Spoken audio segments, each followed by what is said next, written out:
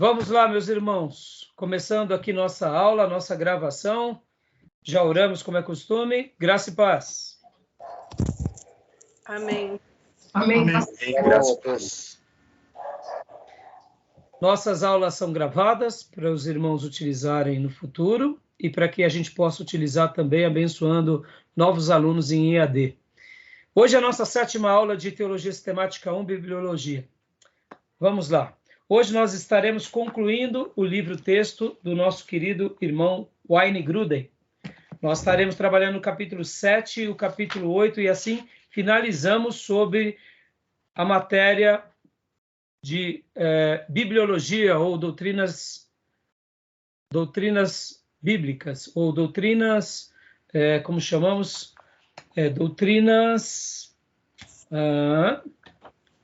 doutrina da palavra de Deus, doutrina das escrituras ou doutrina da palavra de Deus, tá bom? E hoje nós estaremos falando do Grudem, desses 2 capítulos, e nós teremos mais 2 aulas, onde eu estarei falando em uma aula com o material que eu passei para vocês do Erickson. Nós estaremos dedicando uma aula para o material que eu trabalhei, que passei para vocês, e na outra aula, o Bancroft. É claro que também fica aqui uma sugestão do Langston, para que vocês estudem. E não esqueçam de fazer os trabalhos nossos, que valendo nota do Hobbes, tá bom? Maravilha, meus irmãos? Joia? Então vamos lá, meus irmãos. Vamos lá. Como é costume, eu quero ler um texto bíblico com vocês, que está em Isaías 50, versículo 4 e versículo 5. Isaías 50, versículo 4 e 5. Hoje nós estaremos concluindo aquelas 2 outras partes que completam os 4 tópicos sobre as 4 características das Escrituras. Começamos com autoridade, falamos sobre clareza e dedicamos também um bom tempo sobre a inerrância das Escrituras, que está dentro do bloco da autoridade. E hoje nós estaremos falando sobre a necessidade e a suficiência. A necessidade e a suficiência. Pastor. E eu quero ler aqui o versículo de número 4 do capítulo 50 do profeta Isaías. É o versículo 4 e o 5. Ontem eu li esse texto e me lembrei muito das nossas aulas e queria dedicar essa abertura em cima desse texto. Quem achou? Pode ler para nós?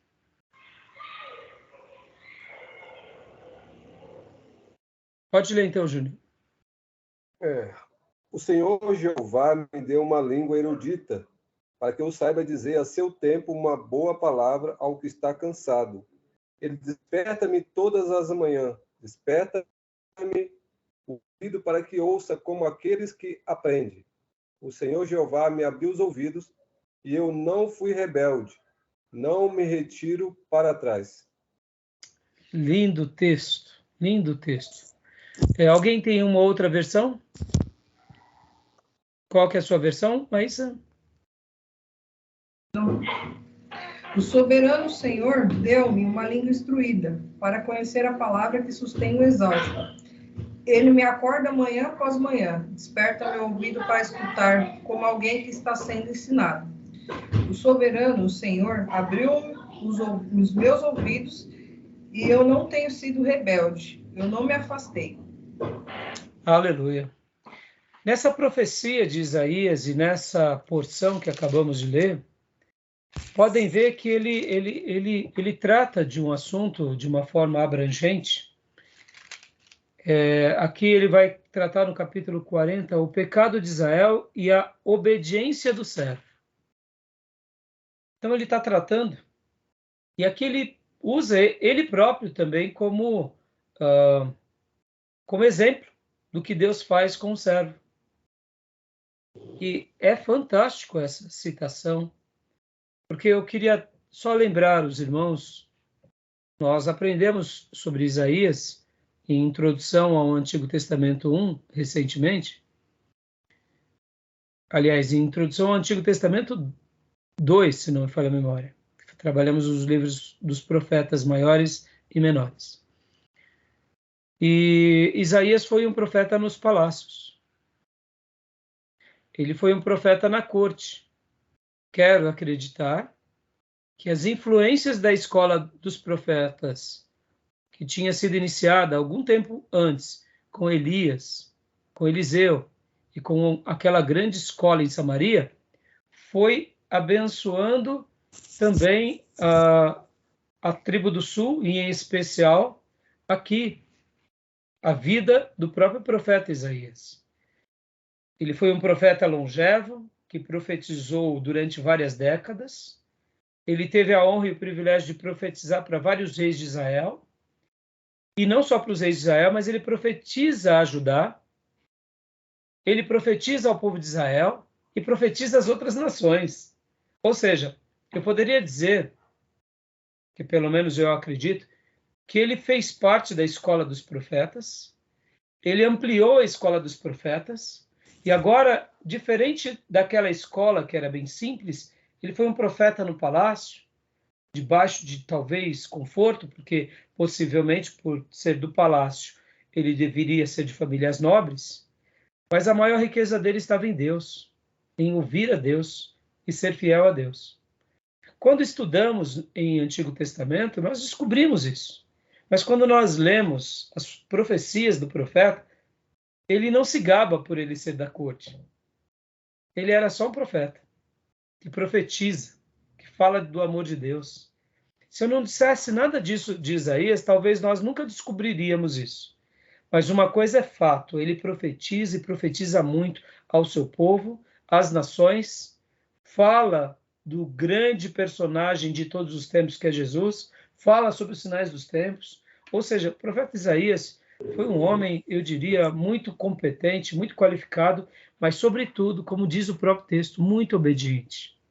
E aqui eu queria destacar apenas a parte B do versículo 4, que diz: ele me acorda manhã após manhã, desperta meu ouvido para escutar, como alguém que está sendo ensinado. E diante dessa situação, ele continua sendo ensinável por toda a sua vida. E aqui temos uma obra magnífica desse profeta, e aqui fica um exemplo para nós. Nós estamos aqui num seminário, e eu quero acreditar, meus irmãos, que todos nós somos alunos da Escola de Deus para sempre. Eu hoje aqui estou fazendo o papel de professor de vocês, mas eu sou aluno, e eu jamais quero deixar de ser aluno. E aqui ele mesmo mostra que ele era um grande aluno que ouvia a palavra de Deus, que escutava, e ele se deixava ser aqui conduzido por Deus, e com essa doçura de discípulo, ele faz essa obra tão linda. Então fica aqui essa palavra para que a gente aprenda durante a nossa vida a sermos ensináveis. E a tradição vai dizer que possivelmente aquele rei cruel que é Manassés, ou quem sabe Acás, foi o rei que corta Isaías ao meio. Porque em nenhuma parte da Bíblia é mencionada que Isaías morre sendo partido no meio. Mas na tradição judaica, dizem que ele foi partido ao meio. Partido ao meio porque ele era um homem temente a Deus, um profeta que profetizava o que os outros reis não queriam ouvir, e principalmente aqueles reis desviados, ou aquelas pessoas que não queriam saber de Deus. E o livro de Hebreus, quando menciona isso, que profetas foram cerrados ao meio, possivelmente Hebreus está fazendo uma alusão a Isaías. Como eu disse, ele foi um profeta longevo, que possivelmente começou profetizando cedo, como Jeremias, e profetizou por várias décadas. Segundo a tradição e alguns estudiosos, foi durante o reinado de Manassés, que foi aquele rei tão perverso quanto Acás, que ele deve ter sido sentenciado à morte.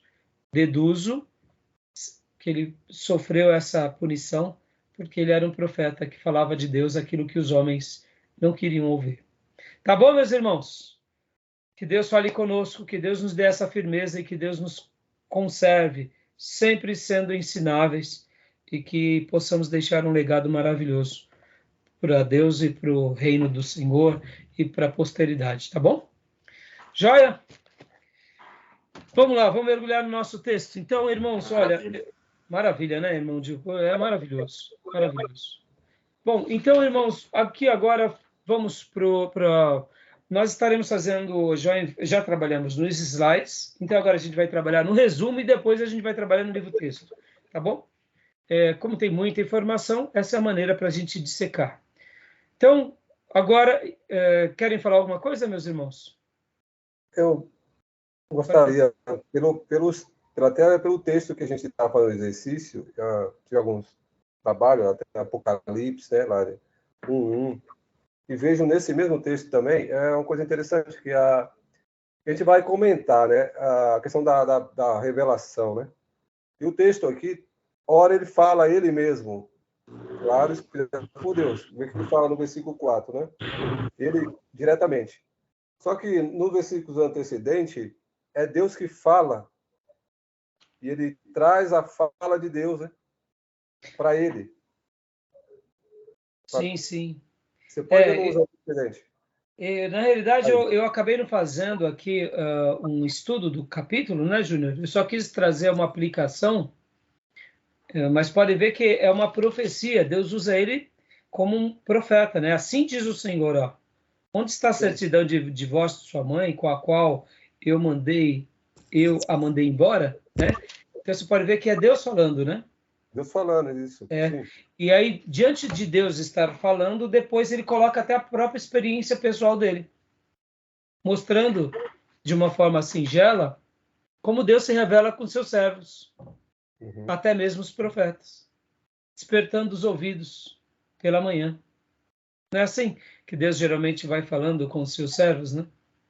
Então, aqui é uma profecia à nação, ao povo de Deus, mas também há a participação do vaso. Como que Deus se mostrou, né?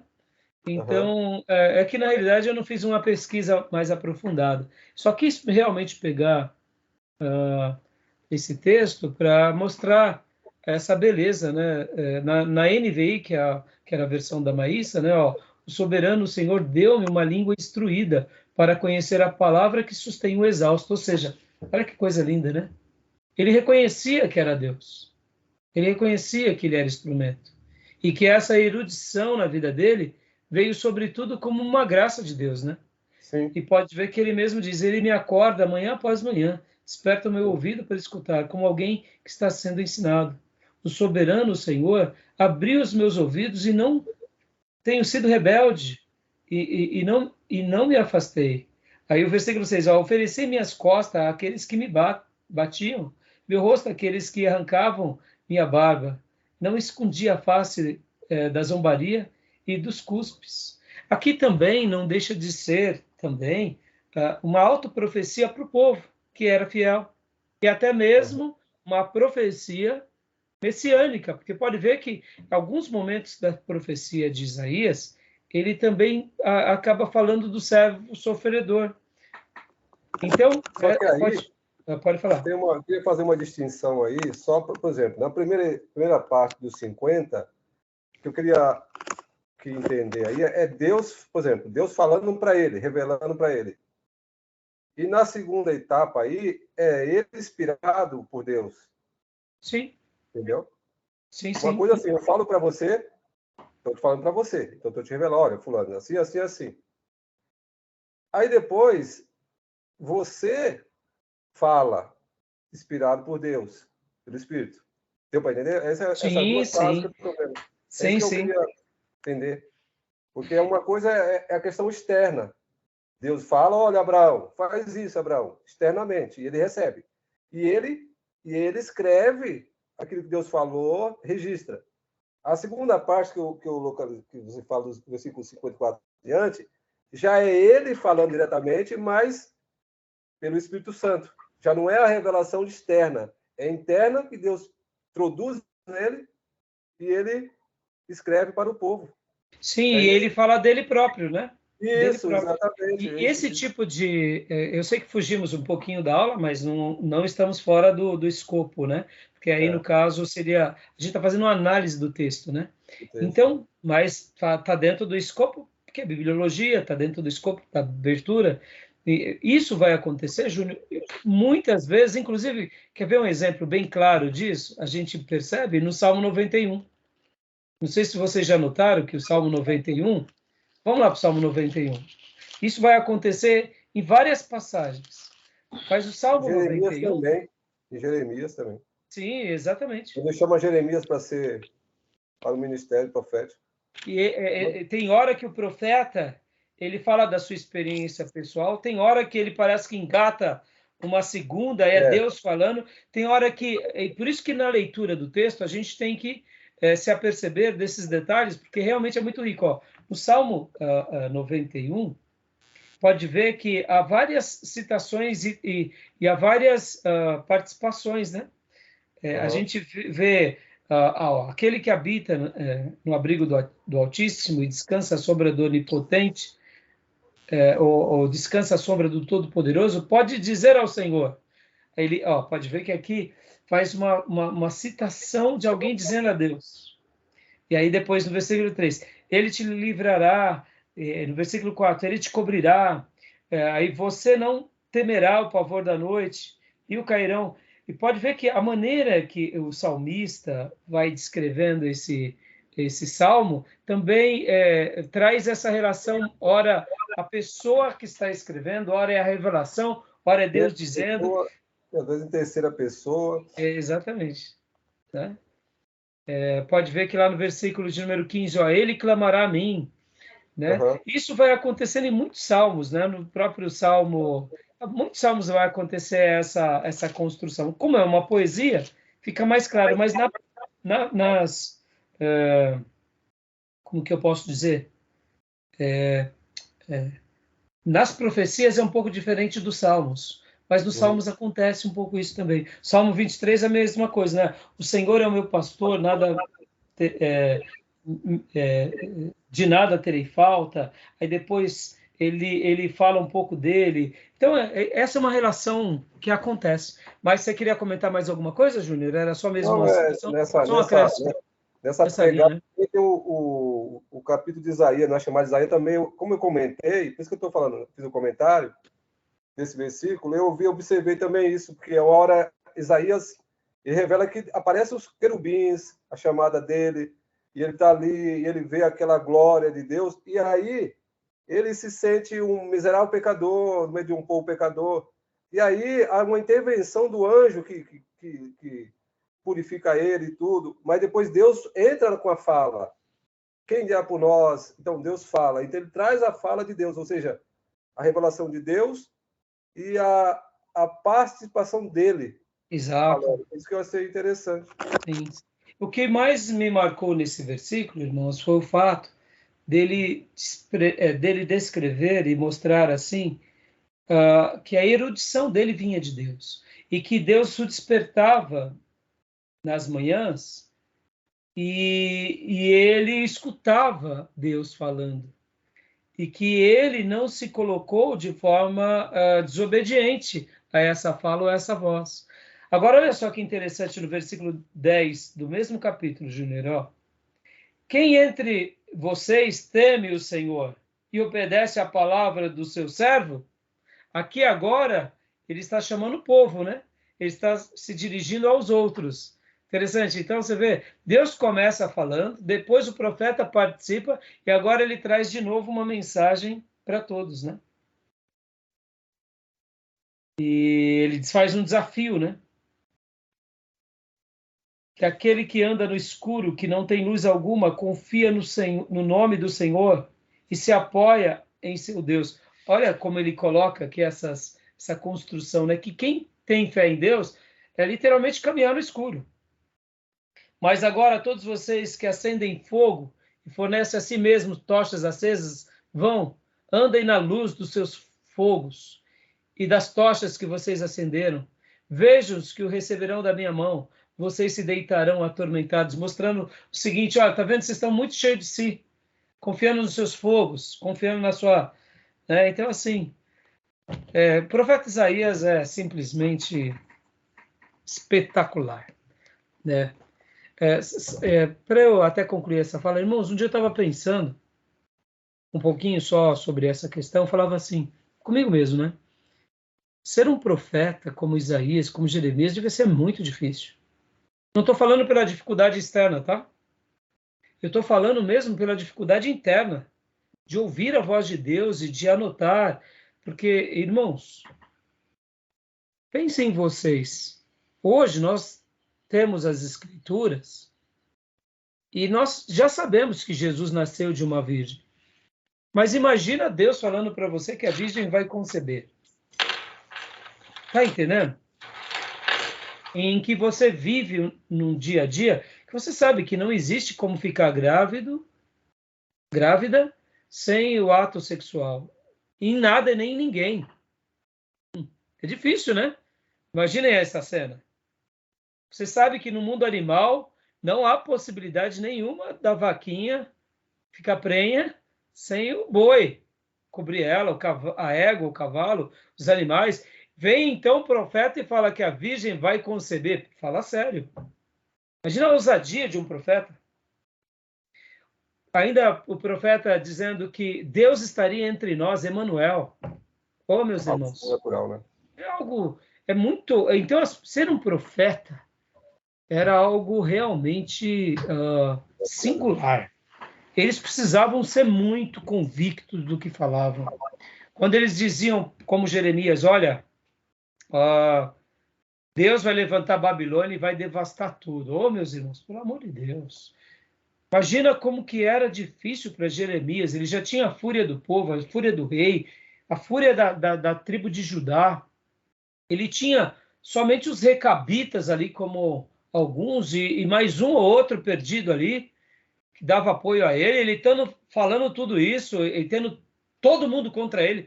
Irmãos, viver como eles deve ter sido a coisa mais difícil do mundo. Esses homens devem ter um galardão assim imenso lá no céu. Outra coisa também que naquele período eles, por exemplo, o profeta ele era de via oral, né? Eu cheguei aqui e comecei a falar aquilo que Deus colocou dentro de mim, que é a boca de Deus, né? E após isso, depois é que há o registro, né? Escrito. Sim. Mas o Jeremias foi um pouco de exceção, porque Deus mandou ele escrever logo na sequência. Né? Tá. Mas nem todos os profetas. Alguns profetas profetizavam e escreviam. Jeremias é esse exemplo. Deus mandava ele profetizar e logo na sequência mandava ele escrever. Escrever, né? Então, a ordem assim exata, nós não temos os detalhes de todos. É porque estou falando essa questão de simultaneidade, né? Por exemplo, o público recebe via oral. Sim. Certo? Ele recebeu de Deus e ele transmite via oral. Só que o registro, geralmente, posterior, né? Ele registra o livro, entendeu? É isso que eu estou tentando unir, né? Então, na realidade, lá na introdução, Júnior, lembra, nós trabalhamos sobre os profetas literários e os não literários. Alguns só pregavam mesmo oralmente e não faziam nada de escrita. Ah, sim, claro. E aí outros faziam, proclamavam e escreviam. Como que era essa confecção? Deduzimos que algum tempo depois, o próprio Deus instruindo o profeta. No caso de Jeremias, Deus manda ele escrever e entregar ao rei e aos sacerdotes. O próprio rei queima a profecia na lareira. Depois, ele vai e recebe de novo a incumbência de Deus, de novo, de escrever novamente. E aí, por isso que a gente tem um registro de Jeremias, de Lamentações, 1ª e 2ª Reis. Então, possivelmente, olha as dificuldades desses profetas. Extraordinário. Muito grande. Então, por isso que o galardão dele é... Tá bom? Gastamos um tempão, vamos lá. Mas olha, irmãos, esse diálogo nosso foi muito útil, sabe por quê? Porque a gente aprendeu aqui as 4 características das Escrituras, sendo que o primeiro é a autoridade. E dentro da autoridade, nós sabemos que a Bíblia, ela é um livro de autoridade. E um profeta, de verdade, ele vê a Bíblia como um livro de autoridade. Sempre foi assim no passado e sempre vai ser assim. A gente aprendeu também da clareza, que Deus se comunica de forma clara, claro que dentro daquilo que a gente entende. Aquilo que não é tão claro, ele tem um propósito. Nós aprendemos também a questão da inerrância, foi até onde nós trabalhamos bastante, mostrando que Deus, tudo que ele faz é perfeito e que as coisas de Deus, elas têm esse vínculo dessa perfeição. E hoje a gente vai para a necessidade. Para a necessidade. Ou seja, tudo que Deus faz é com um propósito, nada é em vão. Então, vamos agora mergulhar nos nossos resumos e eu vou compartilhar aqui com vocês o resumo do Gruden. Tá bom? Vou aumentar aqui a letra e vou compartilhar.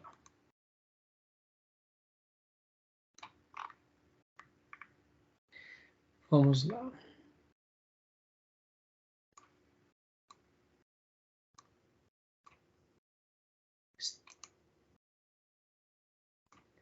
E me falem se vocês estão vendo, tá bom?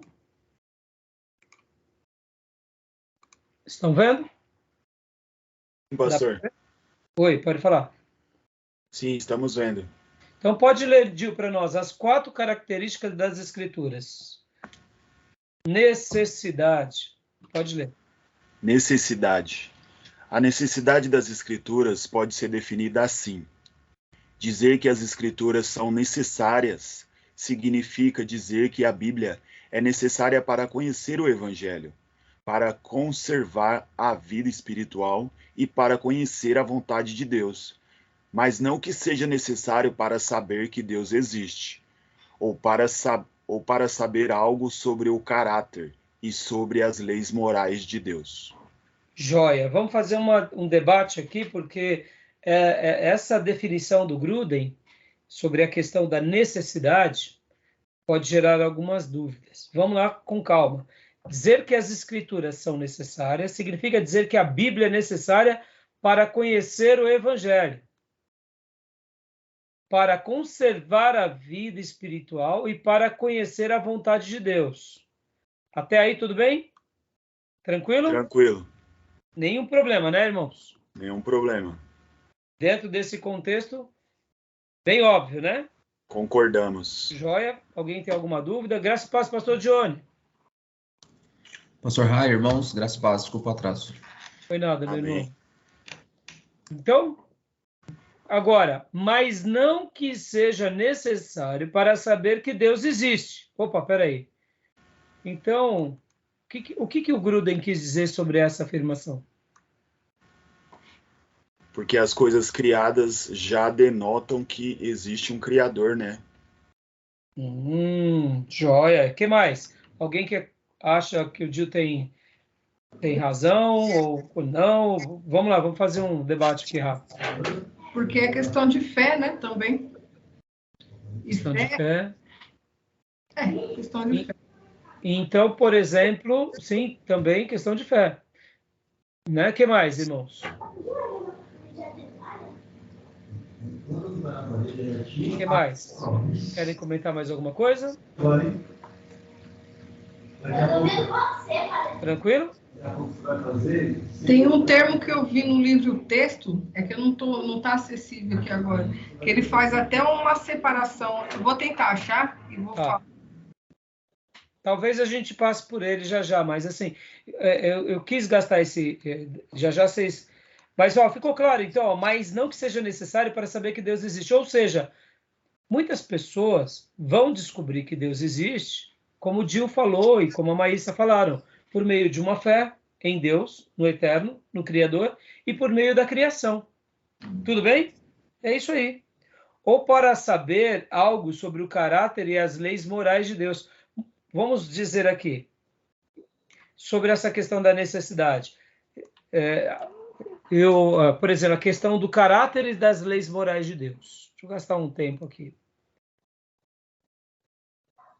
Essa questão de atribuir que Deus é mau, e até que o diabo, Satanás, é bom, é uma coisa muito pervertida dos sinais dos tempos, irmãos. Por isso que é uma grande evidência que a gente está nos sinais dos tempos. A religião satânica, o culto a Satanás, e etc. e tal, essa é uma das maiores demonstrações que estamos ali, ó, pertinho do Senhor voltar. Porque durante toda a história da humanidade, sempre se soube que o inimigo ele é ruim, que ele é ardiloso, que ele intenta o mal contra as pessoas. Isso é fato. Deus e o caráter de Deus é bom, e que o inimigo ele tem um caráter mau. Ponto. É simples assim. Essa reconstrução, onde se questiona o caráter de Deus e se dá uma valorização às trevas, isso é uma coisa medonha, satânica e diabólica. Ou seja, as pessoas mais simples, elas sabem que Deus é bom. O caráter e as virtudes de Deus são boas. E, de fato, as pessoas elas atingem essa compreensão pela vida e pelas suas religiões mais variadas. Então, tudo bem até aí? Tudo bem? Tranquilo? Querem fazer algum comentário, alguma coisa? Não, ok. Vamos lá. Então, talvez então você diga assim, pastor, mas o porquê a gente está falando sobre a necessidade? Porque quando nós tratamos a Bíblia como uma palavra autoritária, quando nós trabalhamos sobre essa questão de que ela é um livro de autoridade para nós, que a gente tem ela como um livro que não podemos desprezar, que ela é inerrante, que também ela é clara, logo, a gente tem que demonstrar para nós mesmos que ela é necessária, há uma necessidade dela para conhecer a Deus. Não, eu diria assim, é óbvio que para a gente conhecer melhor a Deus, mas a gente não pode dizer que uma pessoa que não conhece a Bíblia não possa ter uma clareza de que existe o Eterno, o Criador. É onde entra a revelação geral. No entanto, com a Bíblia, ela se torna muito mais ampla, essa revelação. Então, o autor está querendo dizer isso. Eu, particularmente, acho que essa definição dele pode gerar um pouco de dúvida em alguns leitores. É porque eu tiraria essa segunda parte, tá? Eu tiraria. Eu melhoraria de uma outra forma. Eu redefiniria essa segunda parte da seguinte forma: dizer que as escrituras são necessárias significa dizer que a Bíblia é necessária para conhecer o Evangelho, para conservar a vida espiritual e para conhecer a vontade de Deus, mas que não seja necessário para saber que Deus existe. Eu reformularia essa parte, e assim como também sobre o caráter e as leis morais de Deus. Eu colocaria assim, sabendo que uma pessoa, indiferente da sua religião, pode chegar à clareza de que Deus existe e de que o caráter e as leis morais de Deus são reais, diante das Escrituras fica muito mais evidente tanto a existência, a soberania, quanto o caráter e as leis morais. Eu daria esse destaque, para não dar dúvida no leitor. Porque, como eu disse, irmãos, parece simples, mas a gente também não pode desconsiderar. A gente não pode desconsiderar que um índio, ele compreende sobre o eterno. Mas, ao mesmo tempo, quando a gente deixa um pouco abrangente, pode gerar dúvida. Então, fica aqui só um comentário, tá bom? Fazer teologia é isso, irmãos, é você dizer assim, essa definição é fantástica, eu achei maravilhosa. Essa definição eu não gostei muito. Vocês vão me ver durante esses 6 módulos discutir bastante com vários teólogos, tá? São opiniões, irmãos, são opiniões. Eu acho que é nisso que a gente enriquece. E até mesmo tem hora que podemos não concordar com uma afirmação de um teólogo. Isso faz parte, tá bom? Tudo bem? Alguém quer fazer algum comentário? Tranquilo? E mesmo neles, né, pastor, há alguns traços de moralidade, mesmo sem conhecer as escrituras, né? A gente percebe isso. Isso aí. Nós não podemos negar, Gil e irmãos, que as pessoas elas atingem um plano ético-moral muitas vezes pelo próprio desenvolvimento delas, a inclinação delas, podem ser ateus, podem ser de outras religiões, e não é o fato de estarmos dentro de uma igreja evangélica ou pertencermos a um grupo que já nos dá esse direito de achar que a gente é melhor. Podem ver, irmãos, muitos irmãos são muito vaidosos. Só porque eles estão dentro da igreja, eles acham que eles já são quase seres sagrados, e não é assim. Quantos cristãos praticam tantos maus testemunhos e estão confortáveis, achando que porque vão na igreja, que são filhos de pastor. Deixa eu contar que é uma história bem interessante aqui para vocês. Eu me converti com 17 anos, eu fui ganho para um auxiliar de pregão, e logo, pouco tempo depois, quando eu fui ganho, de fato, quem pregava para mim era o Agnaldo. Ele era auxiliar de pregão na Bovespa. Pouco tempo depois, eu fui para a BMF. E eu não vi o Agnaldo, mas a mensagem do Agnaldo sacudia a minha vida. Pouco tempo depois, eu aceitei Jesus numa igreja na Zona Norte, da qual eu fiquei até vir para Ferraz. Quando eu me converti, pouco tempo depois eu fui lá abraçar o Gui, etc. e tal, falar para ele que eu tinha me convertido. Mas olha só que interessante. Naqueles dias, havia muito pouco crente na Bolsa de Valores e principalmente na BMF. Então era difícil você encontrar um crente de verdade, porque os crentes que existiam, ou eles davam mau testemunho, ou eles eram crente camaleão. E aí na BMF, eu descobri que tinha um irmão lá que era um diácono, que depois, mais para frente, se tornou um pastor. E aí, quando eu descobri que ele era evangélico, eu fiquei muito feliz, que foi o meu padrinho de casamento, Paulo Bola. O Gui também foi meu padrinho de casamento, meu pai na fé. E o Paulo Bola, eu fiquei feliz, ele era pentecostal naqueles dias, e ali ele pôde me ajudar bastante, mesmo tendo aquelas características pentecostais, aquela leitura mais pentecostal. Ele pôde me ajudar bastante em muitas coisas. E depois ele me falou, olha, tem um rapaz de uma certa corretora que trabalha aqui, que ele é crente. Eu falei, puxa, então eu já sei quem ele é. E fui até esse rapaz, porque era uma corretora muito grande, e tinha um rapaz lá muito sereno, muito temperado, muito sorridente. Falei, ele é o crente. E dei um abraço nele e falei, rapaz, fiquei sabendo que você é crente. Ele falou, não, eu não. O crente é o outro. Quando eu descobri, esse outro, eu falei, não acredito. O brigão. Esse outro falava palavrão, xingava todo mundo, era mesquinho, era orgulhoso. Irmãos, eu falava, não é possível. Aí quando eu fui até ele, eu falei, eu sou assim, sou músico, sou tal, meu pai é maestro. Eu falei, rapaz, você crente, você é desviado, rapaz. Então percebam que parece bobeira, mas tem muitas vezes a pessoa tem dentro dela essa ideia, eu estou dentro da igreja, eu posso tudo, não, irmãos. E muitas vezes a pessoa está fora e ela tem mais ética, tem mais moral. Agora, é isso que eu digo, que a igreja está perigosa nesse sentido, porque há uma frouxidão dos líderes e há uma frouxidão do povo. A igreja, irmãos, ela não... que nem esse irmão. Sem brincadeira, irmãos, eu cansei de segurar esse rapaz, ele dando soco nos outros. Se por acaso eu aparecia no meio, eu agarrava ele e falava, rapaz, você é filho de maestro, não faz isso não. Cansei de ver ele xingando, dando pontapé. Bom, eu depois, graças a Deus, ele se converteu, ele se tornou um crente de verdade. Mas ele era um desviado, tocando dentro da igreja, entendeu? Então, irmãos, é muito sério essa questão.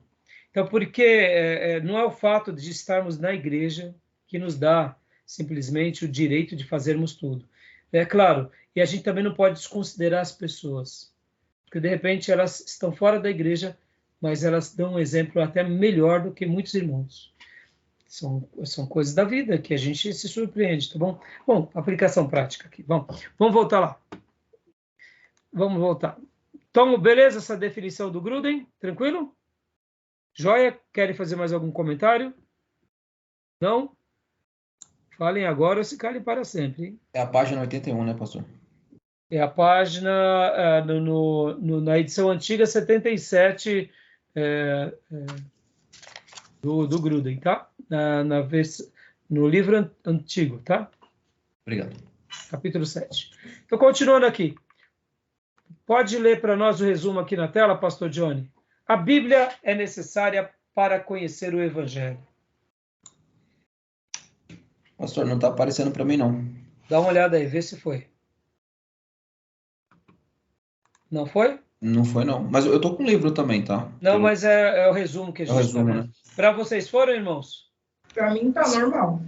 Para mim tá normal também. Então vamos lá. Vou alterar aqui. Dá um F5 aqui também. Dá um F5 aí, vou alterar aqui de novo. Pronto. Vê se foi. Não tá, não. Não? Não sei. Então, o irmão que tiver aí aparecendo pode ler para nós. A Bíblia é necessária para conhecer o Evangelho. Eu leio, pastor. Tá bom. Em Romanos 10, 13 e 17, Paulo diz: porque todo aquele que invocar o nome do Senhor será salvo. Como, porém, invocarão aquele em que não creram? E como crerão naquele de quem nada ouviram? E como ouvirão se não há quem pregue?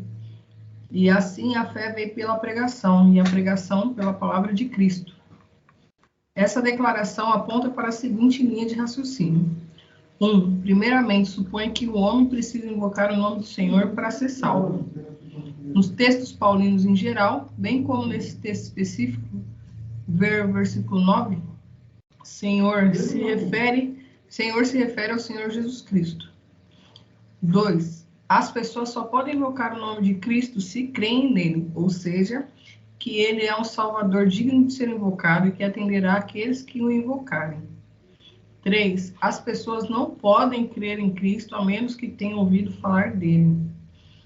4. Não ouvirão falar de Cristo a menos que alguém lhes fale sobre Cristo. Alguém que pregue. 5. A conclusão é que a fé salvadora vem pelo ouvir, ou seja, ouvir a mensagem do Evangelho. E esse ouvir a mensagem do Evangelho vem pela pregação de Cristo. Aparentemente, a implicação é que, sem ouvir a pregação do Evangelho, ninguém pode ser salvo. Joia, vamos gastar um tempo aqui, meus irmãos, diante dessas afirmações tão lindas aqui do livro-texto. É bem claro, a gente já sabe disso, debatemos até na aula anterior. Eu não sei se vocês já ouviram falar sobre o universalismo. Já ouviram falar? Já ouvi falar, mas não sei definir, pastor. Dentro da corrente do universalismo é mais ou menos o seguinte, eu não vou aqui entrar muito no escopo, mas é só para dar uma ideia para vocês. Seria o seguinte, todos vão se salvar. Todos estão salvos. Todos estão salvos. Eu confesso para vocês que de todo o meu coração eu gostaria muito que fosse assim. Que todos se salvassem. Vamos pegar aqui, irmãos. Vamos imaginar que Ananias e Safira, Judas Iscariotes, todos se salvaram.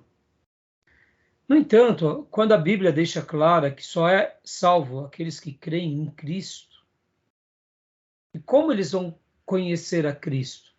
Conhecendo as Escrituras. Não tem outro caminho, a não ser que o próprio Cristo ressurreto se revele. Diante dessas questões do universalismo, que todos vão ser salvos, eu procuro seguir a linha de que quem crê em Cristo é salvo. No entanto, é bom que aprendamos a ser humilde diante dessa vocação que a igreja tem que fazer, que é proclamar. Porque sejamos honestos, será que temos proclamado para o maior número de pessoas que existem?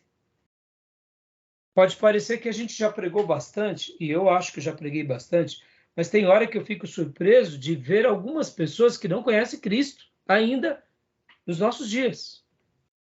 Adolescentes que não conhecem nada de Bíblia e nada de Jesus e nada do reino dos céus. É assustador que no mundo como nós isso seja uma realidade. Ou seja, eu procuro trazer isso para o meu pessoal, dizendo, eu estou falhando em alguma coisa. Eu sei que a salvação do mundo não compete ao Raimundo, mas eu tenho um papel importante na minha geração.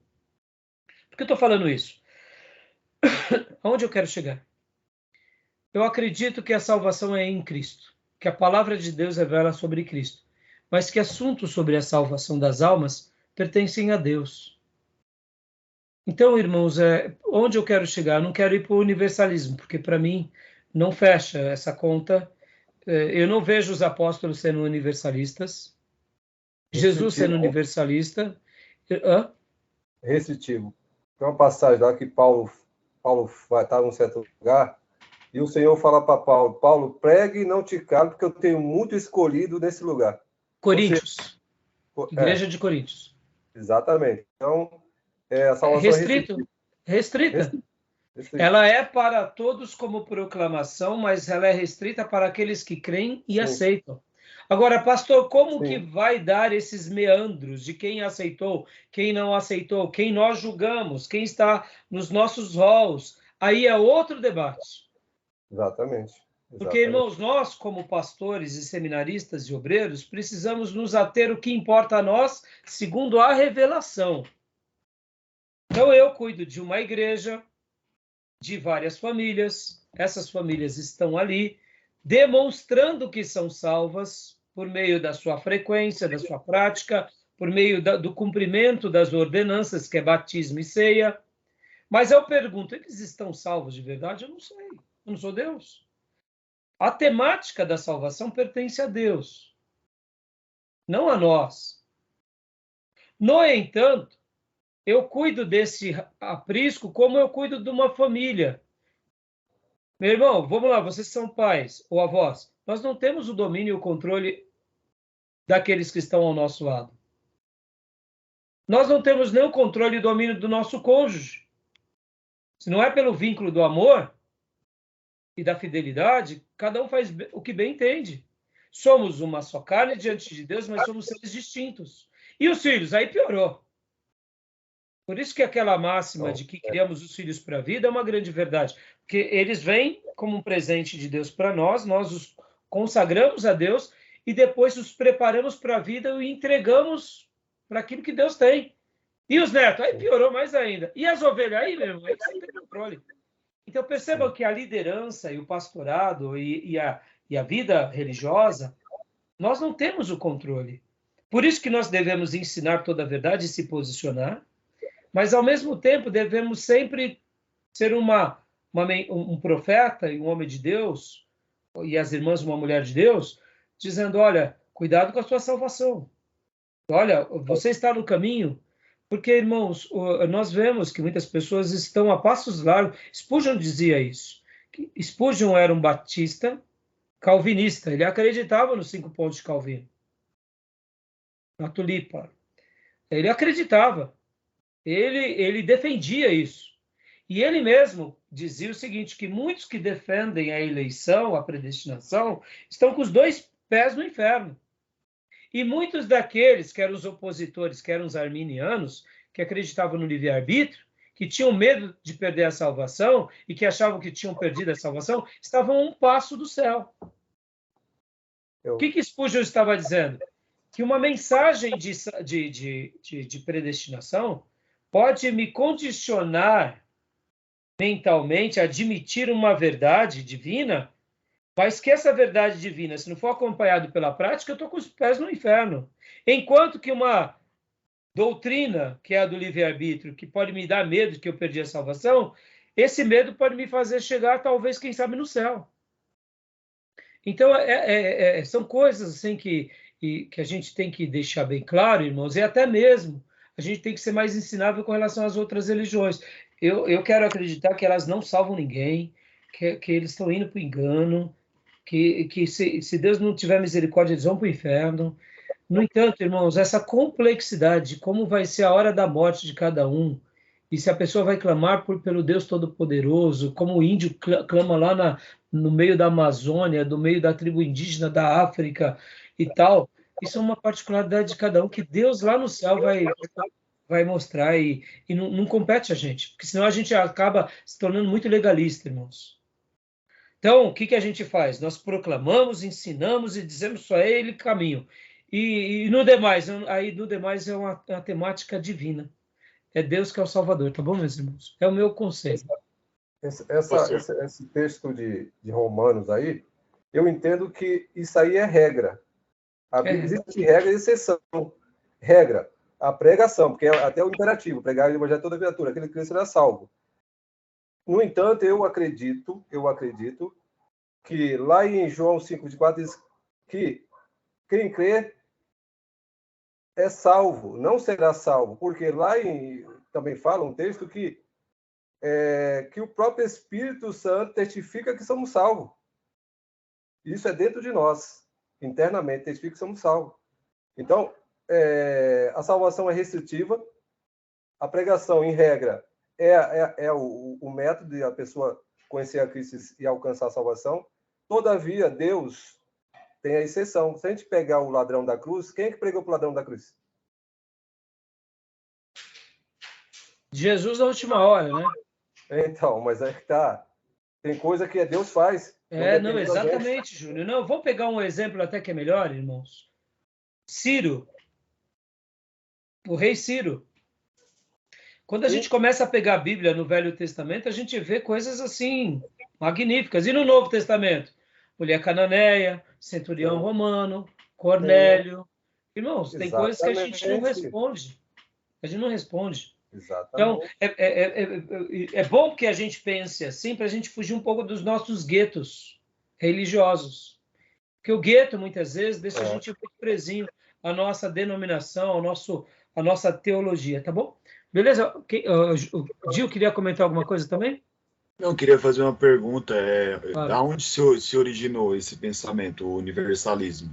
Eles tiraram as próprias escrituras? Então, sim, tem base nas escrituras, mas é aquelas bases parciais, que, por exemplo, como João 3,16, que Deus veio salvar o mundo todo, que o evangelho é para todos. Então, eles tentam fundamentar em algum versículo, só que, assim, na minha opinião, são textos fora de contextos para justificar uma situação. E a outra coisa que eles pegam, Júnior, ou melhor, Gil, eles pegam aquela questão do amor, né? Que Deus é amor. Ah, sim. Entendeu? E aí, em cima disso, irmãos, dessa frouxidão, pronto, é a fome com a vontade de comer, né? Mas é ignorar de muitos textos, né? Exatamente. Exatamente, não tem como. Por isso que eu falo para vocês que eu, particularmente, na minha leitura, não há universalismo. É restritivo. No entanto, as exceções em que Deus fará, como ele agirá, isso é Deus. Capítulo 1 de Romanos. A natureza revela a glória de Deus. Vão ter pessoas que vão estar no céu e não me pergunte como. Agora, qual é o nosso dever? Qual é a nossa regra? Proclamar em tempo e fora de tempo, para todas as nações. Como eu disse, eu procuro admitir a minha culpa. E se alguém não está ouvindo o evangelho é porque eu não cheguei lá. Por isso que nós precisamos criar formas de todos os jeitos para proclamarmos o evangelho. Nunca é demais. Bom?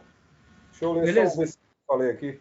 João 5:24. A gente aprendeu muito na Batista isso aí, quando evangelizava. Na verdade, vos digo que quem ouve a minha palavra e crê naquele que me enviou, tem a vida eterna. A palavra presente, o verbo está no presente. Tem, não é terá. E não entrará em condenação, mas passou da morte para a vida. Então, quando a gente sempre pregava, na rua, sempre usava esses textos. Você tem a vida eterna. Ela fala, eu tenho dúvida. Não, você tem dúvida em quê? Então você não está salvo?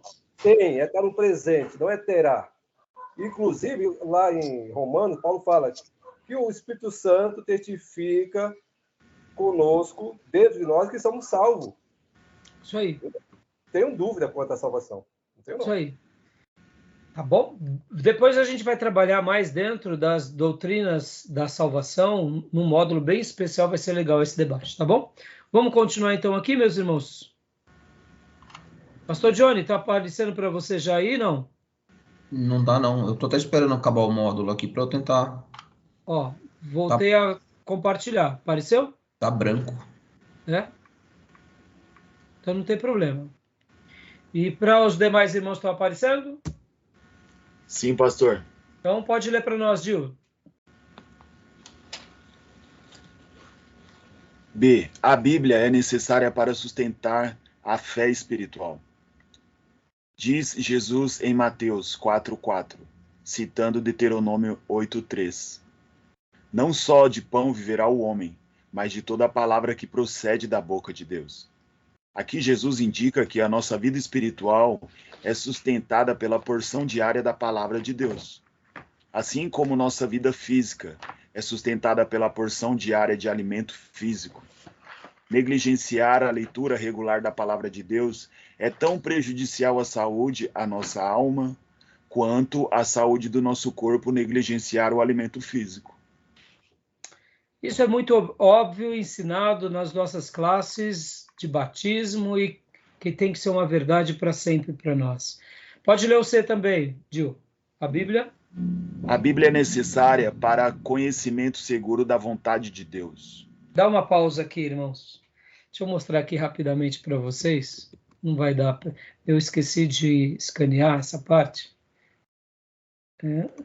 Mas vocês vão ver aqui, ó. Estão vendo? Escrita à mão. A vontade de Deus. Olha só, meus irmãos. Eu me converti de fato com 17 anos. Possivelmente foi no ano de 88. Eu nasci em 71, né? E durante algum tempo, olha só, eu escrevi, pouco tempo depois, eu pensando um pouco sobre a vontade de Deus, e eu comecei a escrever. Aqui, ó, eu escrevi, na realidade, 3 esboços, né? A primeira seriam 3 estudos. A vontade é um dos atributos de Deus. E eu trabalhei sobre essa temática geral. E nesse estudo, eu mostrei para o meu pastor, ele ficou tão feliz, pastor Orfeu, que ao ele ver, ele falou assim, Rai, você vai pregar. Foi, pelo amor de Deus, pastor. Eu vou morrer, né? Imagina. Eu era novo convertido. E aí eu preguei em 3 reuniões sobre a vontade como um atributo de Deus. O primeiro é a vontade permissiva. Segundo é a vontade intencional. E em terceiro lugar, sobre a vontade soberana de Deus. E eu tenho esse manuscrito, né? Como algo assim muito gratificante, porque, poxa vida, eu era novo convertido, irmãos. Então foi a minha primeira experiência na igreja, né? E eu lembro que quando eu comecei a escrever sobre a vontade de Deus, eu trabalhava ali na região central e eu fui até a editora Betânia, que ficava ali na 15 de novembro, próximo ao metrô São Bento, num prédio. E cheguei lá para o responsável da loja e falei assim, eu preciso de um livro que fala sobre a vontade de Deus, ou a vontade soberana, a vontade permissiva, ou a vontade intencional. Ele falou assim, olha, desculpa, mas eu não tenho nenhum material que fala sobre isso. Aí eu fiquei frustrado. Aí ele olhou para mim, eu não sei quem ele era. Poxa, imaginei, no ano de 90, tinha 19 anos, né? Ele falou assim, olha, mas parabéns. Estou feliz de te ver assim. Continue assim. Continue assim. E aqui estamos. Né? Pouco tempo depois, o Espírito Santo me despertou para ir para o seminário, fomos para o seminário. E estamos aqui, na vontade soberana do Pai. Esse assunto da vontade de Deus, né? Olha que interessante, a vontade permissiva. Porque eu trabalhei sobre essa temática, a vontade soberana, a vontade permissiva e a vontade intencional, dando assim é como se fosse assim, a vontade faz parte de um dos atributos de Deus. Deus tem vontade, mas ele tem uma vontade soberana. Ele sonhou algo especial para nós. Mas diante de tudo, ele também tem uma vontade permissiva. Ele nos permite algo. Interessante, né? Pode ver, né? A nossa vida. É onde entra a nossa responsabilidade. e depois a vontade positiva ou intencional. Aí eu trabalho em cima disso. Um dia eu vou digitar. Até hoje está escrito no meu caderno que eu guardo com muito carinho. Até hoje eu não digitei isso. E nunca preguei. Depois dessa ocasião, eu nunca mais preguei. Foi no dia 20 do 12 do 90, dia 27 do 12, ou foi dia 27 do 12 ou 3 do 1, e dia 10 do 1. Foram nessas datas de 91 que eu preguei, tá bom? Eu quis deixar esse testemunho porque Deus vai sinalizando na nossa vida algumas coisas, né, irmãos? Tem hora que a gente não nota, mas é Ele sinalizando. Irmãos, Gil, você só leu a frase aqui, né? Isso, só o top. Então agora termina aqui para a gente encerrar essa parte. Tem que compartilhar aí, pastor. Opa, então vamos fazer assim. Vamos fechar esse bloco, vamos ir para beber uma água e ao banheiro, e a gente volta e conclui, tá bom? Fechado? Tudo bem, meus irmãos? Combinado. Fechado. Então eu vou parar aqui a nossa gravação, tá bom?